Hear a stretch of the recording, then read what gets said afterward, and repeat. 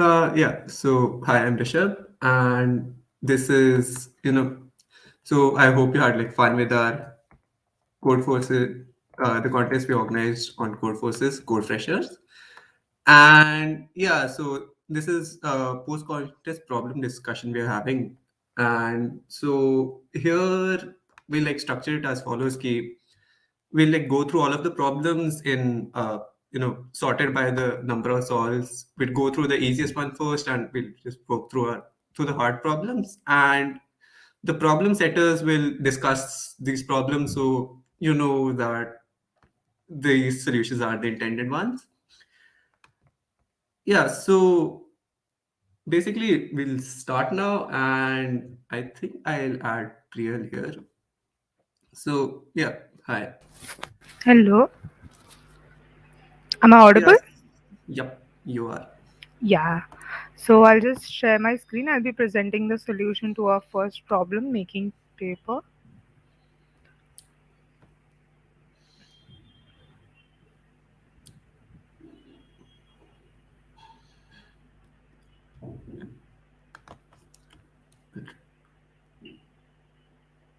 Is it visible? Yep, yep. Yeah, so this is the first problem, making paper. So basically, what this question, basically we had a machine where we can make copy of any paper of any size in 1 minute, and we can join two pieces of paper of any sizes in 1 minute. And I guess a lot of you have solved this question. It is relatively easy. So what we expected in this question was you to figure out that the best solution will be the case where we make a copy, then join the paper, make copy of this joined paper, and keep on repeating this process. So in this way we can do it in the login time. So this will be the code. I've written the code in C++ over here. So for a single test case, what we had to do was take n as the input, the size we want for the paper to be, and as in the question we have mentioned that the size should be at least n, right? So we can have a solution in which the paper we finally get as the output is greater than n. So what we do is take n, compute log base 2 of n, and we check if the output we are getting is exactly 2 to the power n or not, right? And so yeah, so we compute log base 2 of n, and then we output the temp as the answer. 2 times temp because we have 1 minute to join the paper and 1 minute to make a copy of it. So that sums up the solution. Is it okay, Rishabh?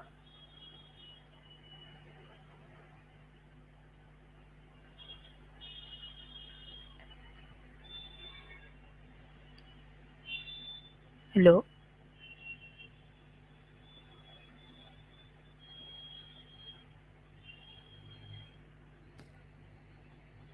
Rishabh, you're mute.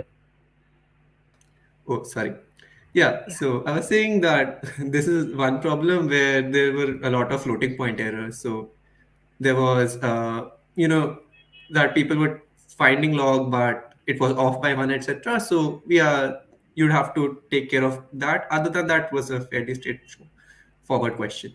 Yeah. So Yeah. we'll move on to the next one. And thank you. And that will be Shubh. Hey, Yeah, hi. So, am I audible? yes. Yeah, so I'm going to share my screen.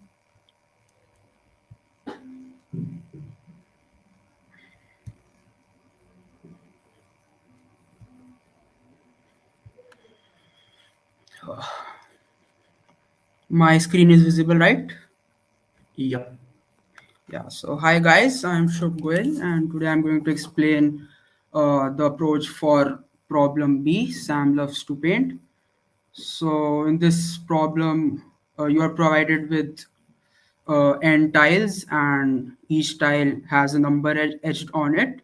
So, you need to paint the tiles in such a way that the number of distant colors required is as minimum as possible, and also you need to follow these conventions. uh, and also I have defined z-score of any number as the minimum number of powers of 2 required in the summation to represent that number. So it is quite a straightforward problem. So basically, one thing you needed to observe was that the z-score of any number n is the number of set bits in the binary representation of that number. I have also written a short proof for it, which you can go through it later. So let's quickly jump to the algorithm part. The optimal way to paint the tiles would be to use the same color for all the tiles having the same z-score. I guess it's kind of trivial. Also, given the constraints of the numbers etched on the tiles, which is less than equal to 2 to the power 30, the maximum possible value of z-score can be 30, which in turn implies that m, which is the minimum number of distant colors required, is upper bounded by 30. So this is the code. We first take the inputs. Here AI is the number on the ith tile, and we maintain two arrays, call and answer. Call is of size 31. Call I represents the color given to the tile whose z-score is I, and answer is of length n, which is the total number of tiles, and answer j represents the color assigned to the j tile. We'll also maintain a helper variable cur, which shows the number of distinct colors used until the I minus 1th iteration. You will understand its use just in a minute. So basically what we do is we iterate through the tiles from first tile to the ith tile, and in the ith iteration we calculate the z-score of that tile.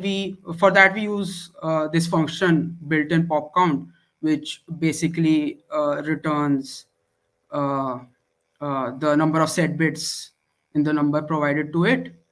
We can actually do it without using this also. I will explain you in a while. So uh, this function has time complexity of O of 1. So yeah, so IDX is basically the z-score of ith tile, and we check if call IDX is 0.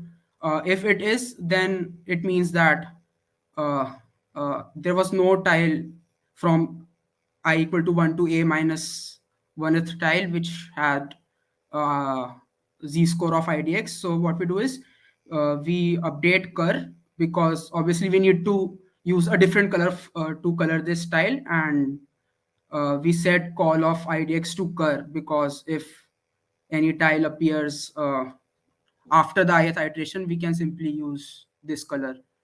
And yeah, if call IDX is not equal to 0, then we can simply set answer of I equal to call of IDX.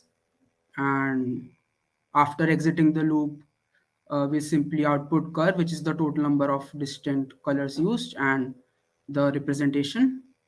Also, instead of a built-in pop count, you can also define your own function to calculate the number of bits.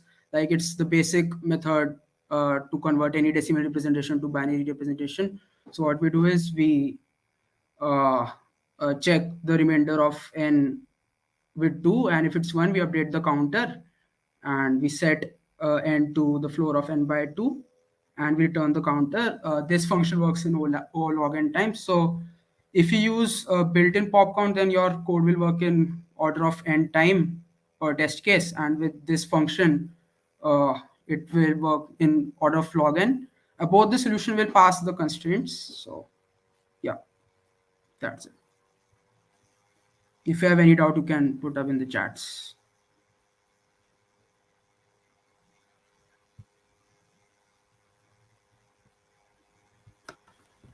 Yeah, so that was it for the second problem, and I think a lot of people like made the observation about z score being the number of set bits, but the hard part I suppose was mapping this onto these values between 0 and m, sorry, between 1 and m. And I think the code which Shubh walked through should have made that pretty clear how we do it.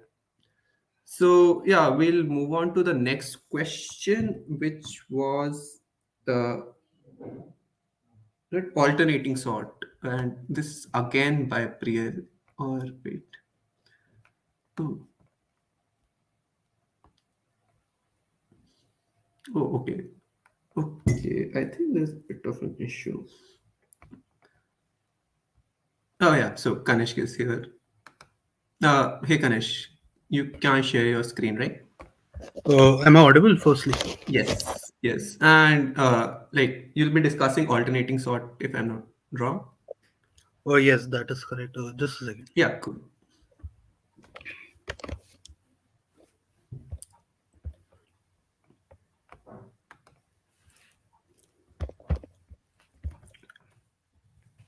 Is my screen visible now? Wait, give me a minute. I'll add it to the stream.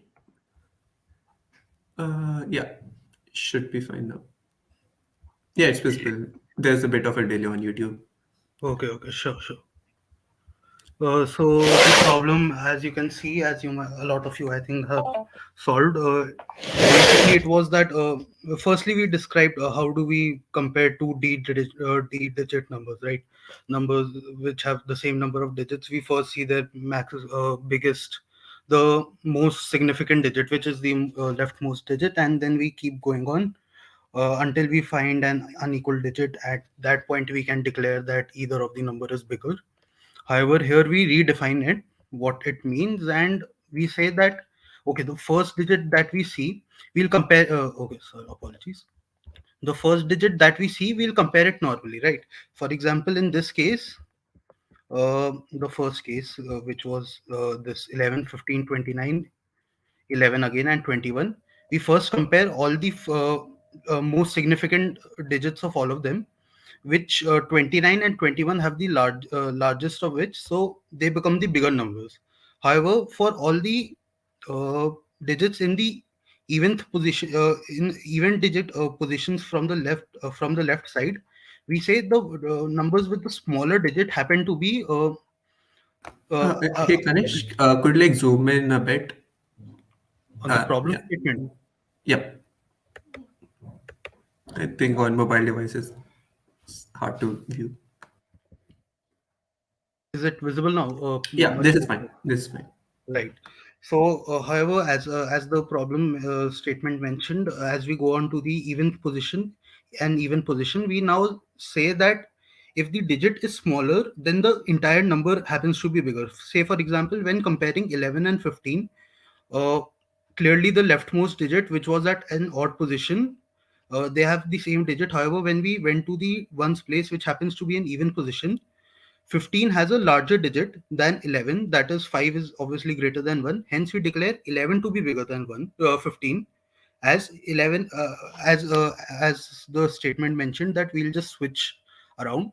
So there are possibly two solutions to this problem, one of which I have written here and I can explain it to you further. So one of the possible solution was that we could use a standard sorting algorithm, the inbuilt algorithms which are usually present in C++, Python. However, again, they are meant for the normal procedure as normal comparison, not the one which we have defined. So in order for the comparison we have defined to be correct, we'll create new numbers corresponding to each element. As you can see, I've written here that we can subtract every even position digit from 9. We can first create an copy of the original array, and then for each element we can subtract 9 from 9 every even position digit from 9 in the newly created array, and then we sort according to the newly created array. And once we have sorted that, we'll print the corresponding original array back. The reason for this is as mentioned here, that since we know that x is greater than y, we can effectively write minus x is less than minus y. However, since we cannot write individual digits, for example, we cannot write 11 as 1 and minus 1, and or 15 as 1 and or minus 50 or minus 5. So instead what we opt to do is we invert each of the digits, and inversion in case of tens base happens to be subtracting by 9, right? For example, we subtract 1 by 9, we get 18, and if we subtract 9 by 5, we get 4. So this effectively in the new array becomes 18, and this effectively in the new array becomes 13. So now if we sort them, then naturally 18 would come before 13. 18 would come after 13 if we are talking about ascending order. So another solution that we were planning, although a lot of you might not be familiar with this sorting algorithm known as radix sort.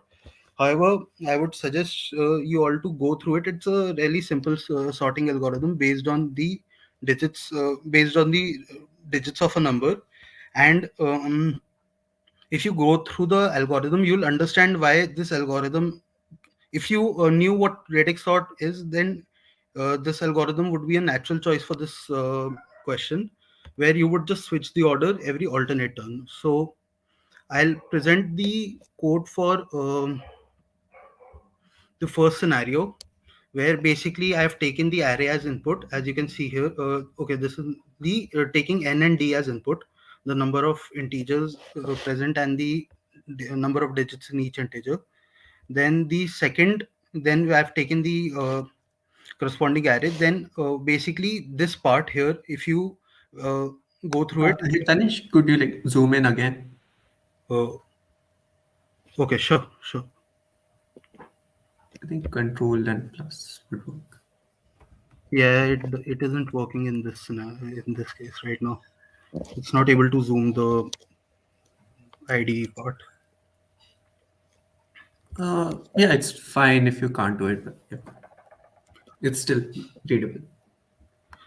Right. So essentially, what this part does is this takes the current number and then inverts every eventh position of it, and then basically this is a Python thing that I have redefined arr of I to be a list of size 2.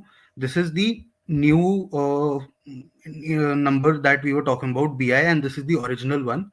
And then as you can see, I've just used add.sort, and then again since now this array is sorted, now I print the second element, which happens to be the original number, and then yeah, that's pretty much the solution here. The radix sort solution I think we'll share later, so that we don't take a lot of time. Are there any doubts, by the way? Yeah, so yeah, in this problem, I actually got like a few complaints about tight time limit, and the solution we showed you was actually O n d log n, because if you notice that in the Ganesh code, we were actually comparing two arrays, and both of their lengths were d. But the what a thing you can do is, rather than working with these arrays, you could just like convert the integer to an array, then do your flip, and then convert it back to an integer. If you do a sort after that, it actually becomes an OND plus log n solution. So yeah, we had both of these solutions. We sort of made sure that an OND log n solution passed as well, but we had to keep the time limit a little bit tight, because after that even quadratic solutions might pass if we loosen it up a bit too much. So yeah, cool. We'll then move on to the next problem, and yeah, thanks Ganesh. And the next problem is maximum buses. Yeah, it's maximum buses, and yeah, I have Supriti here who will explain the solution.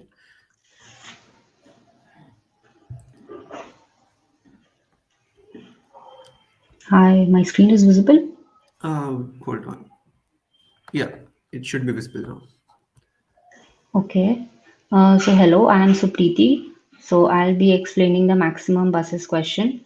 So it was given to us that we have n days, and there are 3 buses, and the buses would like bus X would start on every eighth day, and then 2A, 3A, and similarly for bus Y, and similarly for bus Z.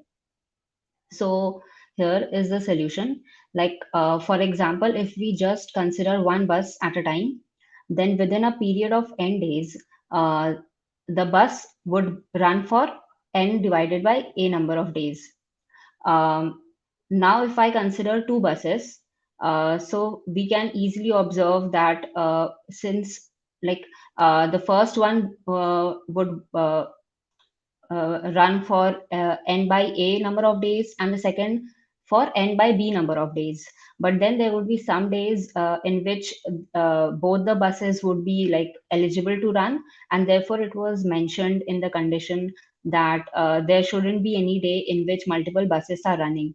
With the help of two examples, we can clearly see that we should have n divided by a plus n divided by b minus and divided by LCM of A plus B, which is like all those days by which both A and B are divisible. Therefore, LCM of A and B.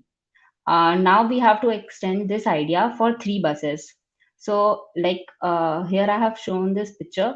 So, like we can consider this A set for the first bus, and B for the second, and C for the third. And we have to calculate the part like which includes the whole set and excludes the union, these union parts. So with the help of a simple like calculation or basic union intersection formula, we can actually conclude that it should be this: n divided by a plus n by b plus n by c minus 2 of n divided by LCM of A, B, and BC and AC plus 3 into LCM of ABC. So this is like a pretty common formula in set theory, which you can use. And so the LCM of any two numbers, so there's a standard function also available on C++, like the GCD function. So with the help of that, we can calculate it in log n time. So here I would present two solutions. First one is the most optimal one, which would pass both the subtasks, which is the constraint of 10 to the power 18. So first I would consider n divided by p, n divided by q, n by r. Similarly, these are like pretty common. So LCM I would calculate with the help of the GCD function. So all this is all this computation would take log of n time, and so this one test case would have log of n time complexity. So therefore, both the subtasks can pass. I have a little less optimal solution also, which is O of n, and that would pass in O of n time. So it would pass the subtask one part. So this is it that I just go through all the days, and I for all the days find out like which all days are there such that there is a bus running on that day. And we have been given that if there are multiple buses running on the same day, then no bus would actually run on that day. So if I keep doing this for all the three buses, and if I have f of a single day as one, then that would mean that that particular bus can run on that day. But if there are multiple buses, so it would not be one, it would be more than one, so we wouldn't add that. And so this would be an O of n solution, which would pass the subtask one. And this one is a more optimal solution, which would pass both the subtasks. Yeah. So are there any questions? Yeah. So this problem was sort of an example of how you can like you can have CP problems without actually knowing all of these algorithms. Because if you look at all of this is the sort of theory you might have done during your J preparation. It's just inclusion, exclusion, and noticing that LCM, you like divide by LCM to get all the numbers which are divisible by both. So yeah, you can like do a lot of these CP problems without learning specific algorithms. And in this problem, there was a bit of an issue with people using int instead of long. So with long. So here the constraints were up to 10 to the 18, and that actually doesn't fit into an integer like an int. If you look at C++, it works in Python because Python's integers are of like arbitrary length, but in C++ you're actually restricted to 32-bit. And that was actually sort of a common problem in some code. And actually, yeah, so I noticed that people didn't know these were inbuilt functions. If you actually look at the implementation, these functions implementation is like the same as your Euclidean algorithm. So if you have ever seen your GCD's implementation, just Google online for GCD algorithm, the library code uses the exact same thing. So even if you like wrote your own GCD or LCM function, it will work at like, with a similar efficiency. So yeah, thank you, Supriti. We'll move on to the next problem, which is win streak, and I think Yeah, Chinmay will am I present the audible? solution. Yeah, Yeah. you are. Is my screen visible? Yes. So I'll be discussing win streak. So like for those of you who might not have gone through the question, the idea is you have this string of W's and L's, and you have to change W to L or maybe L to W so that you get a long substring with consecutive W's, which I define to be the win streak. So for example, in this case, you can change this. You can make at max k changes, which is specified in the question. And for example, here you can make one change to change this L to a W to get 5 consecutive W's. So there are two solutions to this problem, and one is one is more optimum. So one solution is the order n square solution, which I think some of you tried and you might have got 9 points for that. So the idea is you can just iterate over all ranges, um, all pairs of I and j, and for each range just see how many L's are there. If they are less than k or less than equal to k, you can change all of them and get a better answer possibly. But that is order n square, and it won't pass for the uh, constraints in this question. So basically, this question was wanted you to figure out how to iterate over these ranges smartly, and we use something called two pointers. So even if you don't know what that is, I think you could have thought about it during the contest. So what we do is that we maintain two pointers or just two variables having indices of the string, and we try to iterate over these ranges.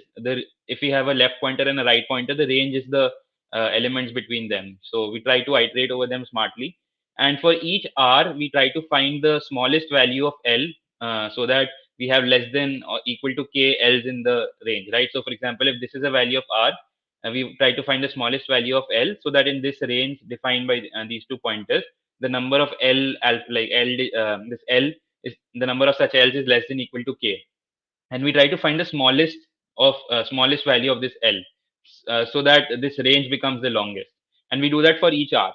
So the first observation is that obviously you won't want to convert a W to a L. You would always want to convert a L to a W to get a win streak.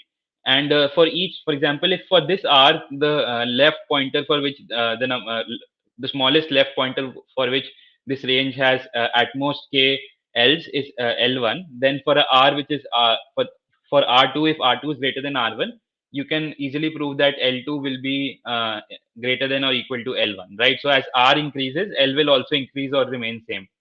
So this is the idea.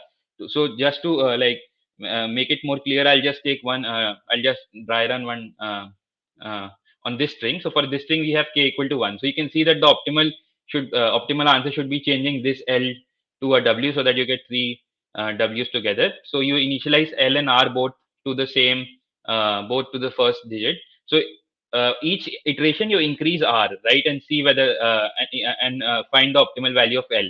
So for the first case, for when R is 0 or this first index, L will also be this index. Now when you increase R, you can see that this still we have only one L, so that is fine, because we can change that, so that's fine. But when you increase R further, you will notice that we have now two L's in the range, so we need to update L or increase it. So when we increase L here, we still have two L's in the range, so we need to increase L further, and L will come here. So now this is the range, and here this range is of length 1. So you keep doing this again and again. You in each iteration you increase R, and then see whether so when you increase R, the number of L's in the range will change. So you need to update or increase L so that the number of L's don't become more than K. So I'll show you the code. So this is just to take the input, and this will get N and K, and then we'll take the string as an input. So this answer is the variable which will finally hold the correct answer. And zeros is basically just a count for L. So L and R are initially initialized to 0, and the number of L's in that range is initially set to 0. So whenever basically we just check whether the current alphabet is an L. If that is the case, we increase 0. And if these zeros become greater than K, we keep reducing L. Sorry, keep increasing L till these zeros become equal to K, and we just update the answer. And so the complexity of this solution is order n, because in each iteration of the while loop, you are increasing L, or you are increasing or R is getting increased, and L can increase at most n times, and R can also increased at most n times. So the time complexity is order n. So this would have passed all test cases. So are there any questions?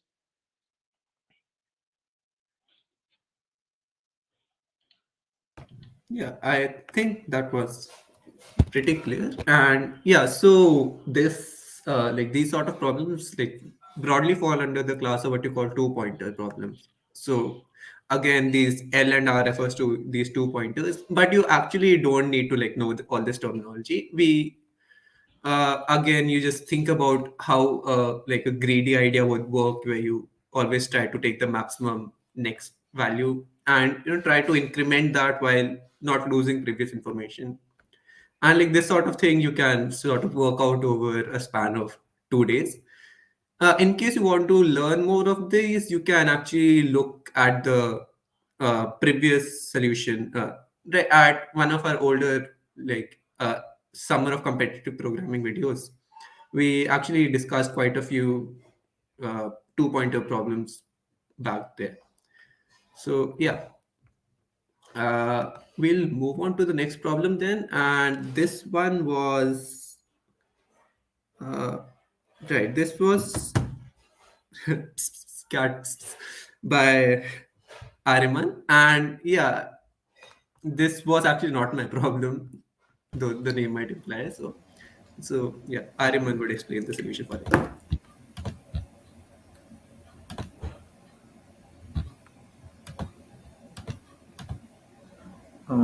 Is my screen visible? Yep, it is. Cool. So PSPS CAT PSPS was basically a number theory problem. So there were n-1 cats at step 2, 3 up to n, and you were and total there were 8 steps. So you had to find the highest point where you can be safe from all the cats. So the basic observation is the first cat can jump to 2, 4, 6 or its multiple. The second cat can jump to 3, 6, 9, 12, the multiples of 3. Similarly, the third cat can jump to the multiple of 4, 4, 8, 12, and the n-1 cat can jump to position n, 2n, 3n, and subsequently. So all these points, the main observation is any point which is divisible by 2, 3, 4, or n, or up to n, will be covered by all these cats. So we can't be safe in any of these positions. So what we need to find is, we need to find the greatest position between n+1 and h, which is not covered by any of these cats. So the basic thing is, if this number let be x and it is not divisible by any of these numbers, so x is co-prime to 2, 3, 4 up to n-1, up to n. X is co-prime to all these numbers. So we just need to find the highest number which is not divisible by any of 2, 3, 4 up to n. So at first look, it might seem that it is not that trivial and we need to iterate a lot of numbers.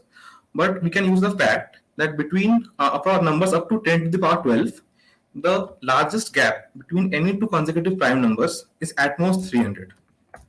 for 10 to the 12, the largest cap is at most 300. So basically, we need to iterate at most 300 elements, and we will eventually reach a prime number. And as we all know, a prime number is co-prime to all the other numbers before less than it. So we will get a required answer. So I'll show you the code.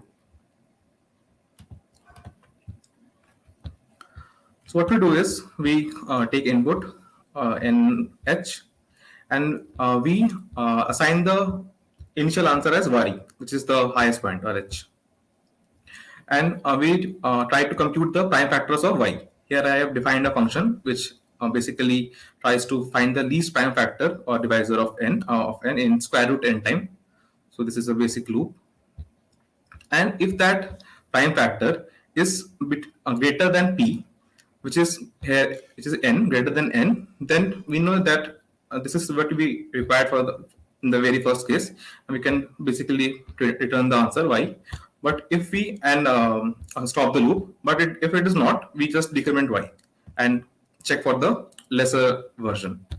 And at any point, if we reach p, which is n, so we know any number less than n is not an optimal answer. So we basically output -1 and close the loop again. So this was basically 300 at most. We will be running this while loop for 300 times. And for computing the prime factors, we will require square root n complexity. So as h is 10 to the power 9, square root n is less than 10 to the power 5. And multiplying it with 300 is less than 10 to the power 8, which can be easily computable in 1 second.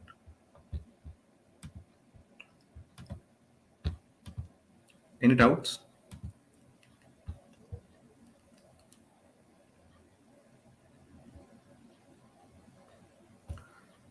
How come is the answer 9991 shouldn't it be 999? So we need to find the largest value which can't be reached by any of the cats. So 9991 should be the answer rather than 9998. We want to be Okay. safe. So, like the thing with 9999 is that a cat at position 3 would be able to reach that because 3 divides that number. So yeah, in the problem, basically it was a rather convoluted way of saying it, but the problem was simply asking you to find a number which is less than h and no number between 2 and n divides it. Less than h and greater than 1, actually. Yeah, and again here there was I'd say that you might have come across this square root n algorithm maybe in your call 100 class, though not everyone has had it yet, and you might have seen it in other places as well. Here the thing is that there was one observation about two prime numbers, like the answer always, a prime number always working, and the difference between any two prime numbers being at most 300. This observation wasn't something you could actually necessarily prove yourself, but such sort of like extra facts is something you can Google between contests. And by like virtue of all of these contests being online, you are actually allowed to access the internet. So once you realize that there's at most 300,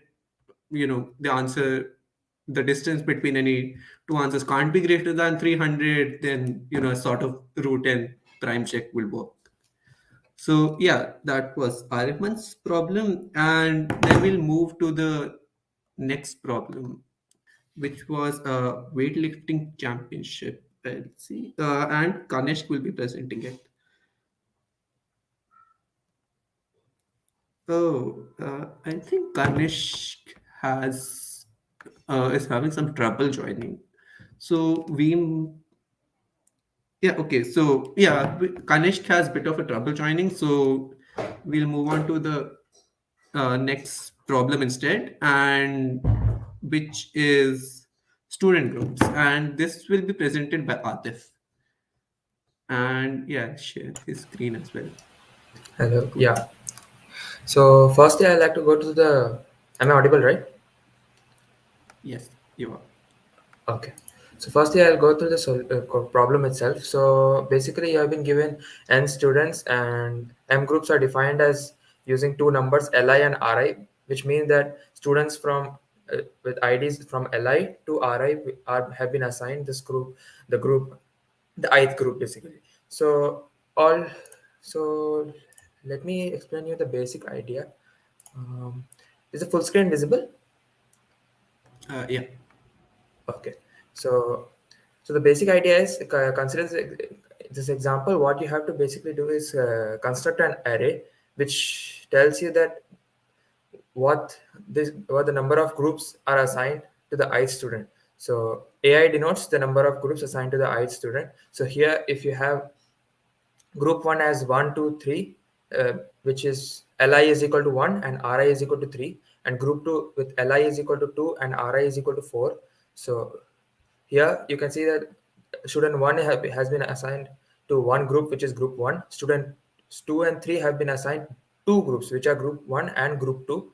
And student 4 is again with only one group, which is group 2, and student 5 has been left with no group assigned. So the problem asks you to list the students who have been either assigned no groups or have been assigned more than one group. So basically, you have to list the number of students, the list of students who have been assigned groups, which is number of groups which is not equal to 1. So the problem, if we can just construct this array, which tells the number of groups given assigned to the ith student, then our problem is solved, because we can just look through the array in O and time, and that will pass all the subtasks. So let me explain you the construction of the array. So first, one simple algorithm can be to initialize a zero array of 2 dimensions, n cross 2, and n is the number of students here, and iterate through all m groups. And for the ith group, you increment a of li of 1 by 1 and a of ri of 2 by 1. So what that will do by the end of the iteration is, for every index j from 1 to n, a of j comma 1 will indicate the number of groups that start with the jth student, and a of j comma 2 will indicate the number of groups that end with the index j or the student j. So with that will help us to calculate the number of groups assigned to each student. So let that be f of j. So f of 1 will be basically a of 1 comma 1, which is the number of groups that start at the first student. And for all j greater than 1, f of j you can calculate with this equation, which let me explain you the term by term. So f of j is equal to f of j minus 1, which is like the number of groups that are continuing from f of j, plus a of j comma 1, which means that number of groups that start at that index. So that many number of groups you will have will be more than the last index, minus the number of minus a of j minus 1 comma 2, which denotes the number of groups that ended at the last index. So you have to subtract them from the last index to obtain the number of groups that have been assigned to the jth index.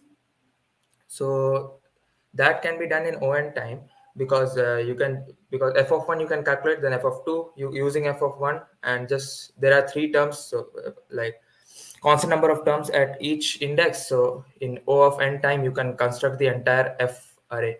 So here is an example. So here, as I told earlier, in group 1, 1, 2, 3, and group 2, 2, 3, 4. So array A will look like, so as I told, the first row will indicate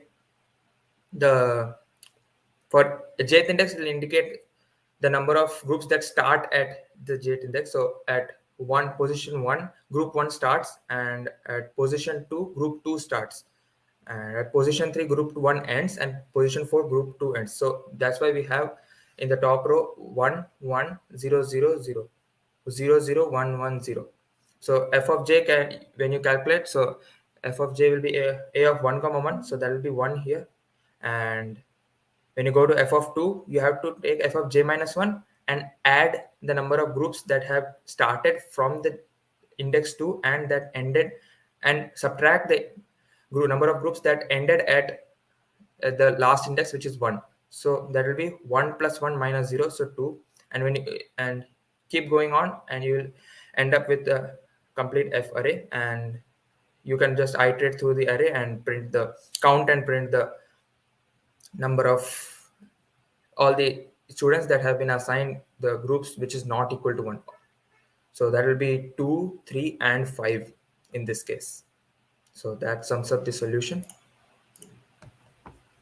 Yeah, so this problem was like interesting because I personally had expected like, far more solutions solves for this specific problem, and this ended up being the second hardest problem in the contest, and that personally was rather surprising to me. So I'd say that happened because this sort of idea of placing values there and then like taking the sum over the entire array is pretty common in competitive programming. Like it's so common that you might have heard of it as prefix sums, and you'd sort of see this idea everywhere. And yeah, so in case you want to see how this idea can be further like utilized, you can look up problems which relate to prefix sums. So yeah, and again, an extremely common idea in competitive programming, this specific prefix sum being. And yeah, thank you to Atif for explaining the solution. And cool. We'll move on to the next problem, which was weightlifting. And wait, has Kanish been able to join? Uh, all right, yeah, Kanish is here. Yeah. Am I audible? Yes. Right. So apologies, I had some issues. So I'll firstly go to the problem itself, just in case. Wait, you aren't sharing the screen right now. Okay, yeah, apologies.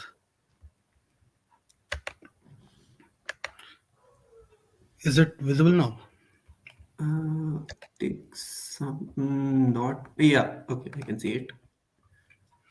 Right. So just a second. Yes. So basically, this was a pretty simple problem. The statement, at least, hopefully, wasn't very difficult to understand. Also, like, could you zoom in? Oh yeah, sure, why not? So it basically said that in order for Alice to become the champion of a particular year, what she has to do is lift the weight equal to the sum of the previous two weights, and basically every champion after 2002 has been doing the same. I think most of you face problem in the constraint part and the modular part, so I'll just explain those. Just a second, I think I deleted that. Yes. Right, I'll just zoom in here. This is just the iterative part. I've written a bit about it. I'll write the rest. So basically, let Wn be the weight to be lifted by the champion in nth year. Therefore, W0, I've converted it to 0. I've converted the year 2000 to 0. I mean, I don't think that was just somewhat of a distraction. And the year 2001 to 1. So clearly, W0 is equal to W1. And as per the question, Wn is equal to Wn minus 1 plus Wn minus 2 for all n greater than equal to 2. Now addressing a lot of the problem that a lot of you were facing, that a lot of you correctly perform the iterative solution. However, you weren't taking the modulars, the mod with the given number with each iteration. What a lot of you did was find the actual answer, the extreme very large integer, and then take the modulus, and I think that resulted in a lot of wrong answers. However, I think later many of you corrected. So just for that, I'll just explain.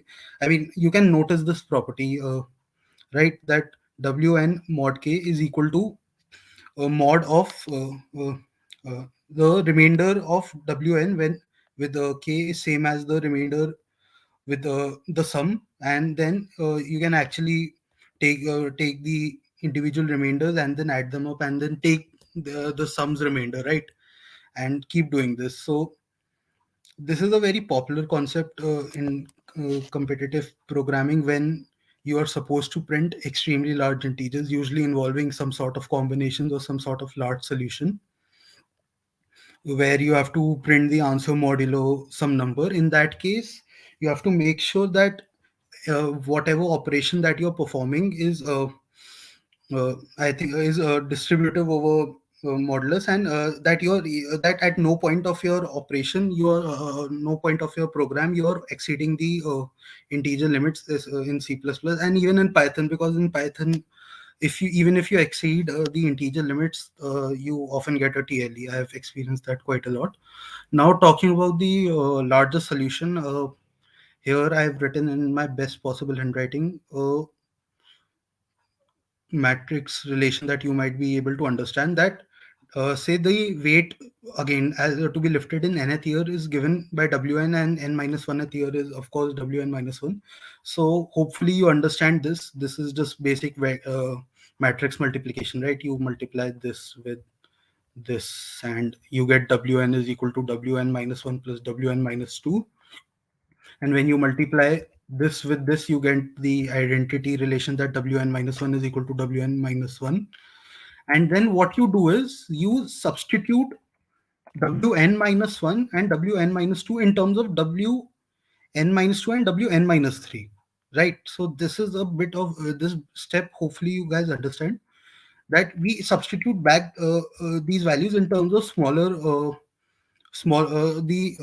early years, even earlier, and then we keep doing this till we reach the base cases where we have w1 and w0. By the way, Rishabh, is the screen visible properly? Yeah, it's pretty clear. Yes. So where w1 is equal to b and w0 is equal to a. So at this point of time, a lot of you might be saying, how will this help, right? We still have to compute a power of n, given that we know matrix multiplication in our normal programming languages. However, a concept that a lot of you are not a lot of you, I think at least in our call 100 we were introduced with, is binary exponentiation, where basically you divide your products into two parts. I think I'll explain that via the program here.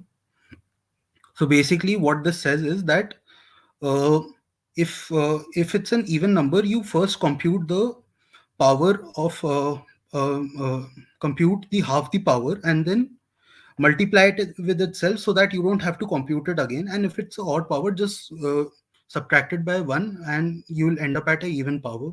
So in that case, that helps a lot in reducing the time complexity, and it actually ends up being a log n solution. It takes a log n amount of c into log n amount of time, where c is the amount of time taken to multiply two matrices. And so here is the code that I've written. I will share this with you. So this is the matrix multiplication code. This is the matrix exponentiation code, where basically first we are computing half the power and then multiplying it with itself, so that we don't have to compute the half the power again, right?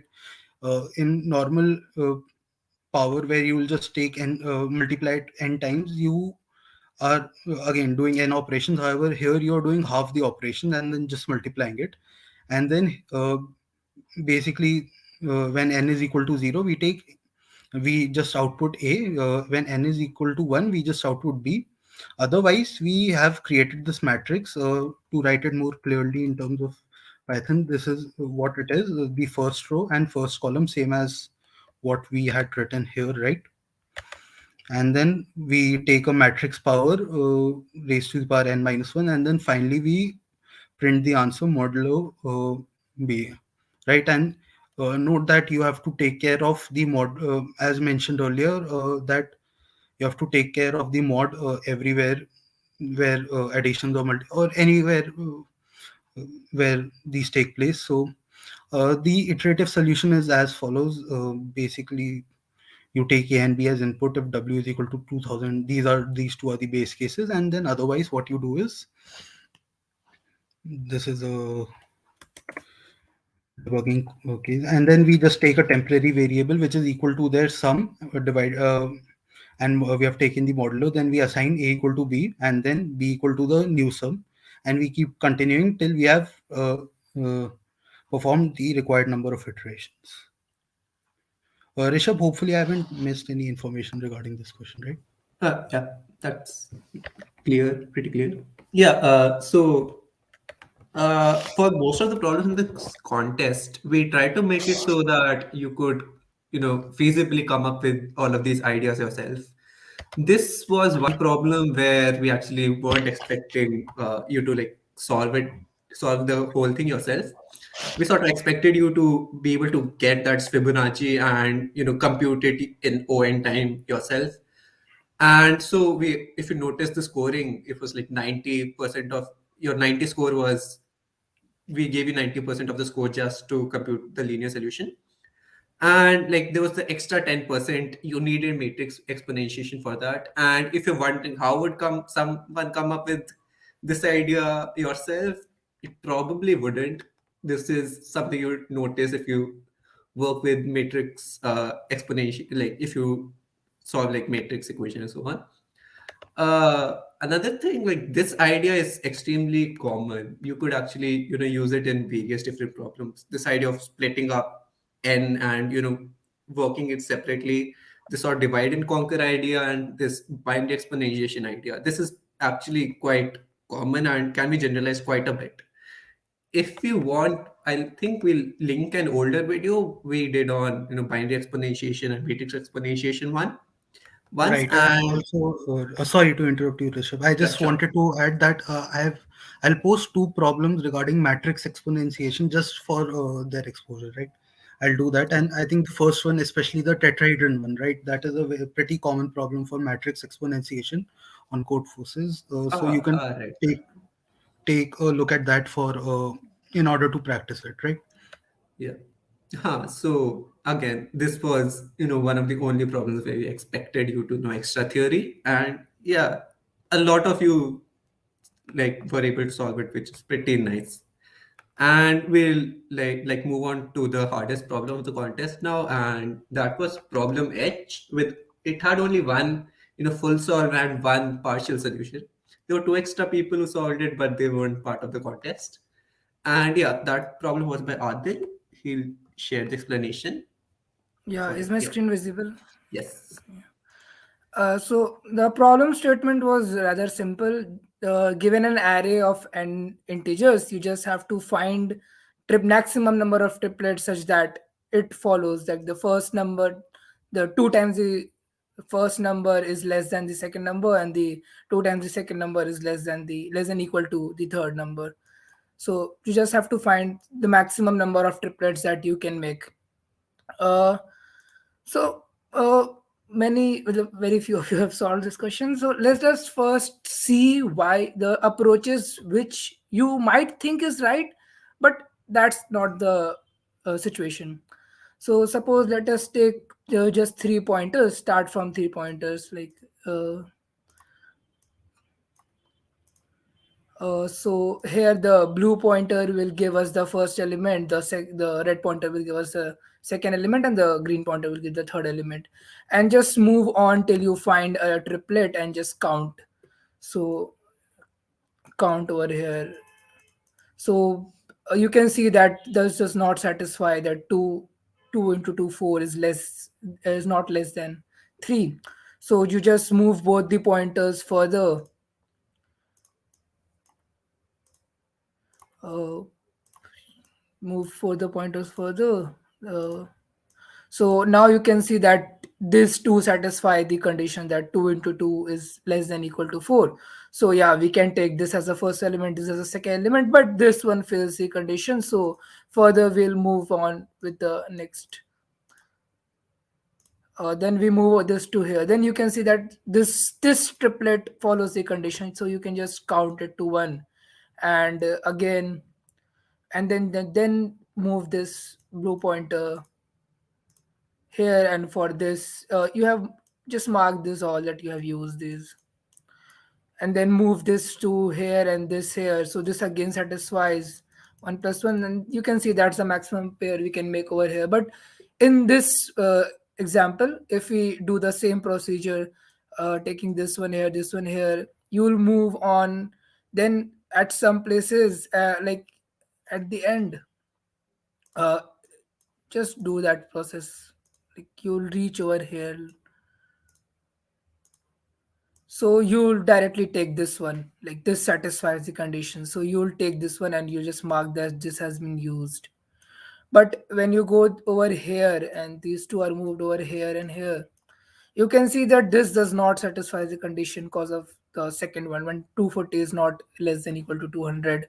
But suppose if you have taken 11, 30 and 120 as one pair, and 12, 120 is, sorry, 12, 60 and 200 as another pair, you can make two triplets. So if that is not the correct idea, you can just take three pointers and just move on. So in every greedy approach, try to prove your solutions. It's a uh, bit of a task, but yeah, try to do that. Suppose if another approach, you can be divide, like in every solution there can at most be n by 3 the floor of this number of triplets. The max answer can be this, so just divide into three portions and try to choose one from each portion. So here also this will work, like for first you can choose two, then from here, then from here. So one triplet and 3 6 12, 3 6 12 another triplet. But here when you'll try, you'll choose 11, then 30, then again 60, and then you'll try to choose, then you'll have no second element. So that is why this solution is also wrong. Now let's go to the correct answer, like correct approach.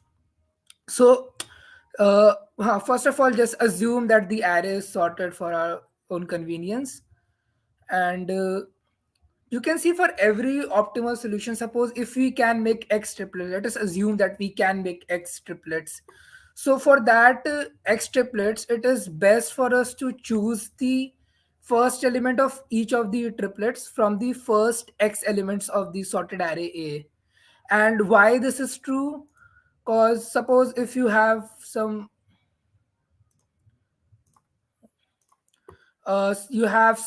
AI which is for which I is greater than x, that is not one of the first uh, x elements of the array, then there will also be unused aj of the plate. So you can just replace this AI with AJ, because if AI satisfies the condition 2AI is less than the second element of that, let us suppose it's AK. So if this satisfies AJ being less than AI, because J is less than X and less than equal to X, and I is greater than X. So if this satisfied, then AJ also satisfies the condition. So we can take AJ as the solution. So it's better to take always the first J solutions. You can see the proof. I hope there's no question. No, cool. Further, for the third element of each of the array, you can take the last x elements. Again, similar proof that for any age AI, which is for I is less than n minus x, then there exists an AJ between n minus x to n, which is unused. So you can use that to, you can replace that this AI with this AJ, cause again that being 2AK, it should be less than AI, and AI is less than AJ. So you can always replace this AI with this AJ. So now that you have fixed the first element and the third element, you just have to find the middle element. And for if you previously know that you can make x triplets, you are sure of that. So just from index number x to index number x to n minus x minus 1, sorry, index from this, between this index number of the sorted array, you just have to find x number of x number of elements that satisfies the condition. So for every ai, like for every ai ith pair, the first element is of the sort index ai minus 1, you have to find here, and the last one is n minus x plus I minus 1. So when you're taking like this every triplet, so the next triplet, that is I1i and a n minus x plus I, this will be greater than this and this will be greater than this. So the second element can also easily follow the condition that the second element of this will be greater than the second element of this, cause matlab, you can see why this happens, right? The condition here. So matlab, j n minus x plus I minus 1, sorry for the bad writing. So matlab, you can see that why this happens. So if this is a smaller number, you need a and this is a smaller number than this. So a smaller number than whatever here is can satisfy the condition. So just greedily go over the entire range from this to this, and count number of elements which satisfies this. And if that number is equal to x, then yes, it is possible to have those x number of triplets. And to find and you have to find the maximum x. So whenever you have a solution for which you need to know this x, like need to know an unknown number which is not given in the question, then you can always binary search over the range of this number. And of course the lower bound for this x will be 0, and the upper bound, as we have previously established, should be floor of n by 3, because it's obvious why we can do that. So just binary search over this for any x, and then try to build up this. And if you can have this situation, then yes, just go then try to search in this area. Like uh, you guys, if you don't know about binary search, read up a bit. I'll also explain the bit while let's show you my code. Let me first if there's a question. Cool. So you just this is just taking some input. This for is just it's a loop from 0 to n minus 1, and this is a binary search. In which binary search you just take the lower and the upper limit, and for just see that the middle element, if the middle element satisfies the condition, great. Now you have to check that if there's any number greater than m which also satisfies the condition. So just again call this by removing the lower limit to m plus 1, and the upper limit will be the same. And it does not satisfy the condition, if you can't find m number of triplets, then it's definite that you can't find m plus 1 or m plus 2 number of triplets. So just set the r to m, and you have to find, so you're sure that now number will range from the maximum number will range from 0 to m. So just from there, so just binary search over this, and you'll get the maximum answer. We'll also share the code and the edit. It's present in the editorial. So if you have any question, please write in the chat. Otherwise, it's all from me. Yeah, so this problem was like sort of was to, just strengthen your intuition about greedy problems and sort of making you realize that proofs are important. I know in competitive programming, you need to like come up with solutions fast and code it up. But if you like sort of come up with a greedy solution and you don't have any proofs for why it works, it often won't work. And yeah, so this idea about binary searching on X was also pretty non-trivial, and it's actually a pretty common idea. Whenever you say have like a sort of thing where if it's true for x, it's true for x minus 1, or if it's not true for x, it's not true for x minus 1, or something of this sort.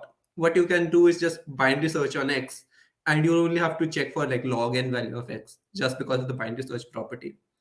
Again, we actually did a video on this as well a while back last year. We'll link it in the editor, in like the text editorial, and there's a very like nice explanation for how it works and why it works and the sort of problems where it's useful, and you can look at that if you're curious. And yeah, also in case anyone's interested, this problem was actually significantly easier first. And but the thing is that I had actually seen this problem earlier, and there's this like old code forces problem, pretty old, and like kangaroos counting is fun. In that problem, you actually only need to form pairs, and a lot of these greedy ideas that we discussed here would work perfectly in that problem. You can like prove that it will work out, and so yeah, we expected the same idea to work, and it didn't. So yeah, even you can come up with problems yourself if you just slightly modify old ideas, and significantly nicer problems, if I might add. And yeah, so that's pretty much all for today. And again, we like link all of these codes and properly written up solutions in the IIT Delhi group, the Code Forces group. And yeah, hope you had fun, and congrats to the winners. And that's all for today. We'll end the broadcast.